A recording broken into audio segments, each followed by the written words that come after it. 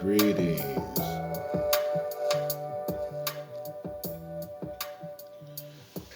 Welcome, welcome back. And this is Supreme L again. Uh, Welcome you back to another conversation that we left off last time with teachings of Hermes Trismegistus. And we're going to continue. Last time we were talking about the all. Now we're going to get into chapter 5, where we talk about the mental universe. And let's get right into it. All right, chapter 5, the mental universe. The universe is mental, held in the mind of the all, the Kybalion. The all is spirit, but what is spirit? This question cannot be answered for the reason that its definition is practically that of the all, which cannot be explained or defined. Spirit is simply a name that men give to the highest conception of infinite living mind. It means the real essence. It means living mind, as much superior to life and mind as we know them, as the latter are superior to mechanical energy and matter. Spirit transcends our understanding, and we use the term merely that we may think or speak of the all. For the purposes of thought and understanding, we are justified in thinking of spirit as infinite living mind.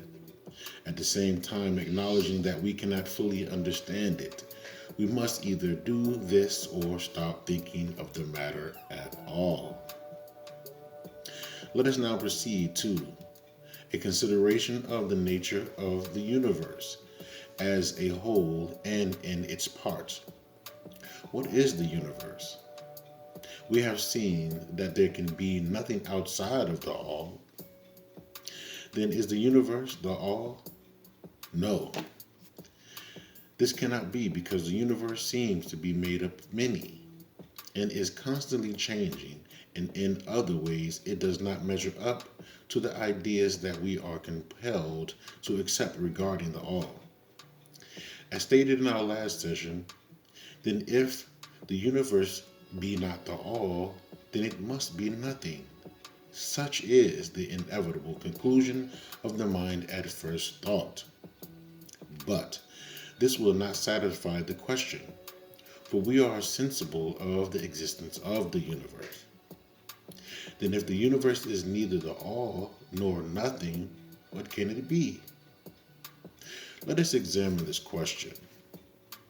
If the universe exists at all, or seems to exist, it must proceed in some way from the all. It must be a creation of the all. But as something can never come from nothing, from what could the all have created it? Some philosophers have answered this question by saying that the all created the universe from itself, that is, from the being and substance of the all. But this will not do. For the all cannot be subtracted from nor divided, as we have seen. And then again, if this be so, would not each particle in the universe be aware of its being the all?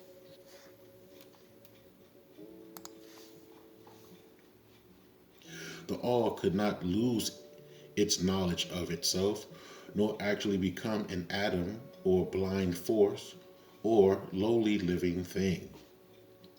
Some men indeed realizing that the all is indeed all, and also recognizing that they, the men, existed, have jumped to the conclusion that they and the all were identical, and they have filled the air with shouts of, "I am God," to the amusement of the multitude and the sorrow of sages.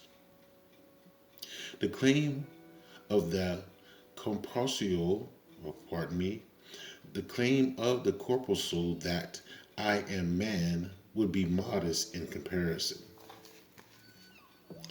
But what indeed is the universe, if it be not the all, not yet created by the all, having separated itself into fragments? Question mark.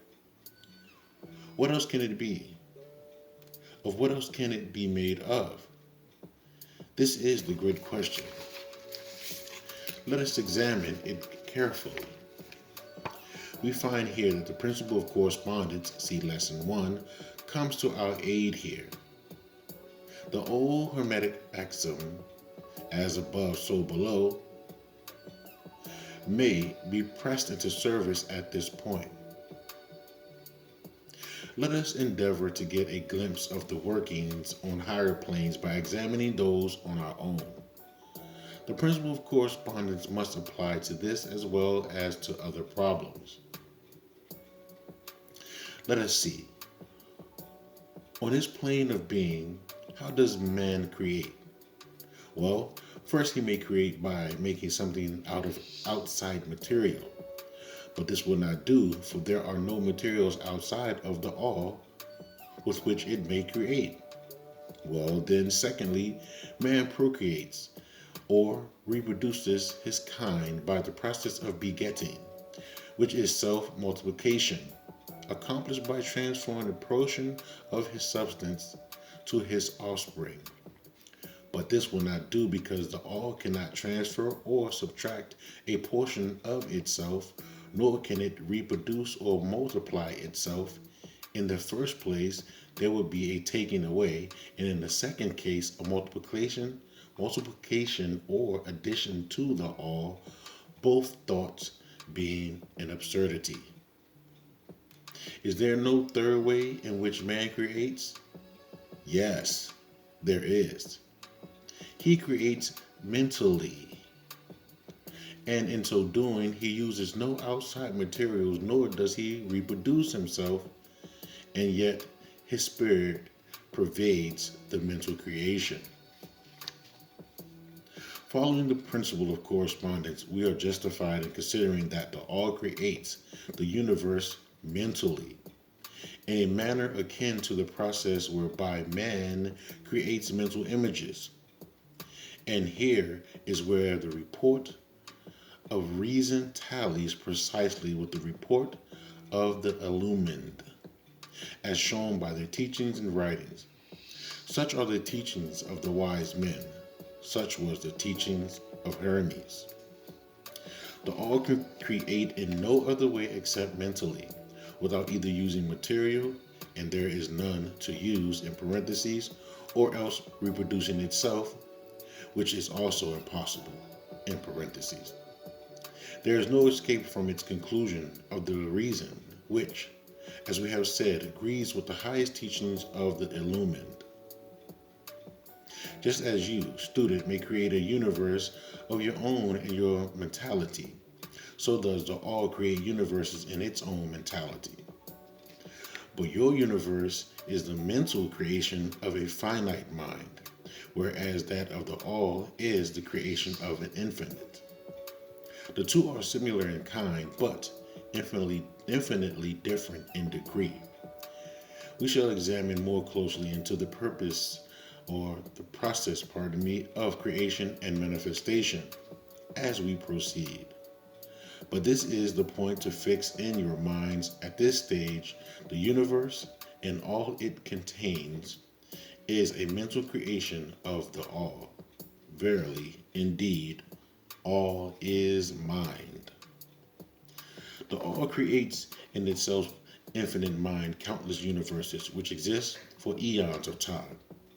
And yet to the all, the creation, development, decline, and death of a million universes is as the time of the twinkling of an eye, the Kybalion. The infinite mind of the all is the womb of universes, the Kybalion. The principle of gender, see lesson 1, and the other lessons to follow, in parentheses, is manifested on all planes of life, material, mental, and spiritual. But as we have said before, gender does not mean sex. Sex is merely a material manifestation of gender. Gender means relating to generation or creation, and wherever anything is generated or created on any plane, the principle of gender must be manifested. And this is true even in the creation of universes. Now, do not jump to the conclusion that we are teaching that there is a male and a female God or creator. That idea is merely a distortion of the ancient teachings on this subject. The true teaching is that the all in itself is above gender, as it is above every other law, including those of time and space. It is the law from which the laws proceed, and it is not subject to them. But when the all manifests on the plane of generation or creation, then it acts according to law and principle, for it is moving on a lower plane of being. And consequently, it manifests the principle of gender in its masculine and feminine aspects on the mental plane, of course. This idea may seem startling to some of you who hear it for the first time, but you have already passively accepted it pardon me, let me go back. This idea may seem, yeah, no, I'm recording. Thank you though. This idea may seem startling to some of you who hear it for the first time, but you have all really passively accepted it in your everyday conceptions. You speak of the fatherhood of God and the motherhood of nature. Of God, a divine father, and nature, the universal mother, and have thus instinctively acknowledged the principle of gender in the universe. Is this not so? But the Hermetic teaching does not imply a real duality. The all is one. The two aspects are merely aspects of manifestation. The teaching is that the masculine principle manifested by the all stands in a way apart from the actual mental creation of the universe. It projects its will towards the feminine principle, which may be called nature, whereupon the latter begins the actual work of the evolution of the universe from simple centuries of activity or centers of activity onto man, and then on and on still higher, all according to well-established and firmly enforced laws of nature. If you prefer the old figures of thought, you may think of the masculine principle as God, the Father, and of the feminine principle as nature, the universal mother, from whose womb all things have been born. This is more than a mere poetic figure of speech. It is an idea of the actual process of the creation of the universe. But always remember that the all is but one, and that in itself, infinite mind, the universe is generated, created, and exists. It may help you to get the proper idea if you will apply the law of correspondence to yourself and your own mind. You know that the part of you which you call I, in a sense, stands apart and witnesses the creation of mental images in your mind. The part of your mind in which the mental generation is accomplished may be called the me, in distinction from the I, which stands apart and witnesses and examines the thoughts, ideas, and images of the me. As above, so below. Remember, and the phenomena of one plane may be employed to solve the riddles of higher or lower planes. Is it any wonder that you, the child, feel that instinctive reverence for the all, which feeling we can call religion, that respect and reverence for the Father mind? Is it any wonder that when you consider the works and wonders of nature, You are overcome with a mighty feeling which has its roots away, pardon me, down in your inmost being, and it is the mother mind that you are pressing close up to, like a babe to the breast. Do not make the mistake of supporting that the little world you see around you, the earth, which is a mere grain of dust in the universe, is the universe itself. There are millions upon millions of such worlds and greater, and there are millions of such universes in existence within the infinite mind of the all. And even in our own little solar system, there are regions and planes of life far higher than ours, and beings compared to which we earthbound mortals are as the slimy life forms that dwell on the ocean's bed when compared to man. There are beings with powers and attributes higher than man has ever dreamed of the gods possessing. And yet these beings were once as you, and still lower, and you will be even as they, and still higher in time, for such is the destiny of man as reported by the illumined. And death is not real. Let me go back to that, and we need to really hit this home and pay attention to this one. And death is not real, even in the relative sense. It is but birth to a new life, and you shall go on and on and on to higher and still higher planes of life for eons upon eons of time. The universe is your home, and you shall explore its farthest recesses before the end of time.